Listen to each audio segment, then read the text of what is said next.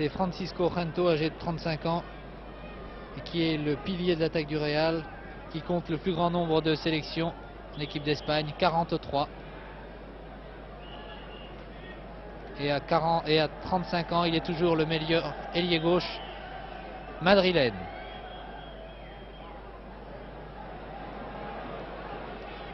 Et voici Gento. Vous voyez cet arrêt brusque en pleine course qui affole la défense. Il a toujours une excellente technique.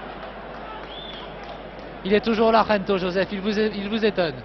Mais il m'étonne, mais en plus de ça, je crois qu'il faut justement essayer de faire la différence entre l'équipe du Real Madrid, où il y avait un certain nombre de très grands joueurs à différents postes, et l'équipe actuelle du Real Madrid, où tout de même à 35 ans, il est assez étonnant que Gento soit un des éléments marquants de cette équipe.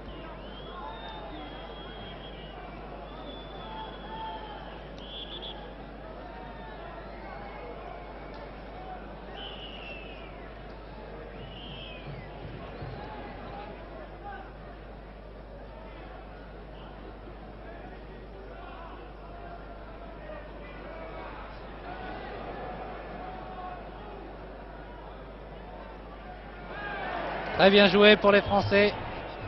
Un centre dommage à ras de terre, mais intercepté par les défenseurs du Real. Le Real qui relance l'attaque très rapidement par Zunzunegui. Un tir de Zunzunegui, repris de la tête.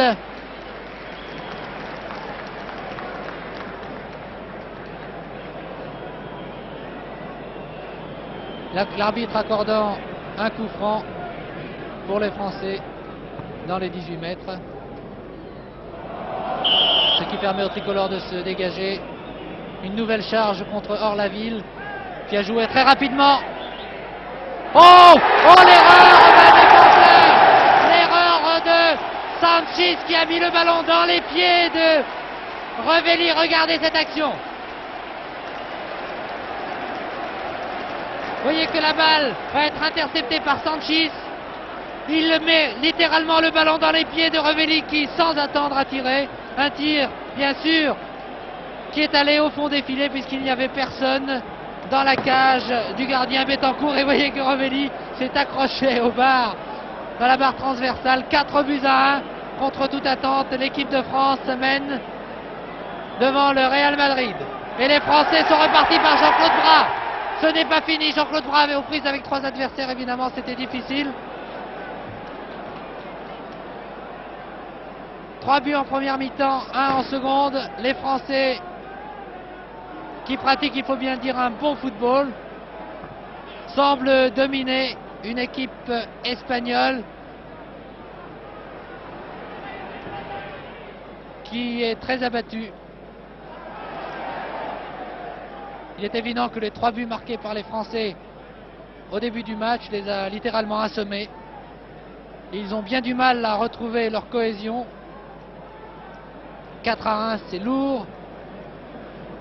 Mais il faut dire que ce sont les Français qui se sont créés depuis le début du match le plus grand nombre d'occasions. Joseph Mercier, de mon avis. Oui, et je pense surtout que la vitesse a été reine, nous l'avons déjà dit, nous nous répétons, mais c'est une qualité essentiellement française. Elle s'est manifestée dans le jeu individuel, elle s'est manifestée dans les 1-2, dans les courses, elle s'est manifestée dans l'anticipation. Et je crois que là, le football français a montré vraiment un... Et elle se manifeste en ce moment par une action très dangereuse. Il y a un 5e but! Un 5e but sur une passe de Jean-Claude Bras. Je vous prie de m'excuser, Joseph Mercier, je vous ai interrompu. Nous revoyons l'action. C'est encore Revelli qui trempe Betancourt. Et un tir en pleine course. Bien qu'il ait chuté, il a quand même pu tirer. C'est remarquable pour l'équipe de France. 5 buts à 1. L'arbitre, monsieur Heyman, accordant bien sûr ce 5e but. Je vous ai coupé la parole, Joseph Mercier, vous disiez? Non, vous ne m'avez pas coupé, c'est moi qui ai arrêté ma phrase. Certains censeurs me le reprocheront, mais parce que justement, je voulais vous rendre le micro, puisqu'il y avait une action où, là encore, la vitesse a été reine.